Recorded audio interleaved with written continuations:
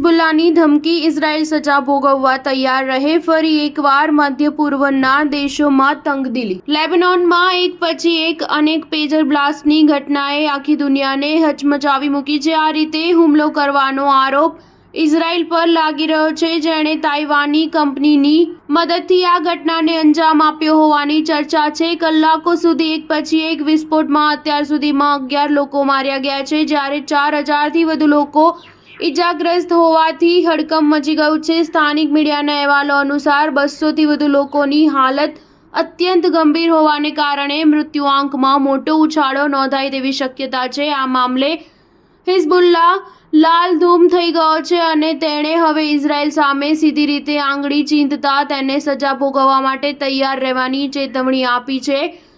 Iran સમર્થિત હિઝબુલ્લા અને Israel વચ્ચે છેલ્લા ઘણા સમયથી યુદ્ધ જેવી પરિસ્થિતિ જોવા મળી રહી છે. હિઝબુલ્લા પણ હમાસના સમર્થનમાં ગાઝા માટે લડી રહ્યું છે, ત્યારે ઇઝરાયલ દ્વારા તેને પણ અનેકવાર હુમલાની ચેતવણીઓ આપવામાં આવી હતી. હિઝબુલ્લા તરફથી ઇઝરાયલ પર અનેકવાર ભીષણ રોકેટ હુમલા કરવામાં આવ્યા હતા, જેના જવાબરૂપે આ જ કાર્યવાહી કરાઈ હોવાનું મનાય છે.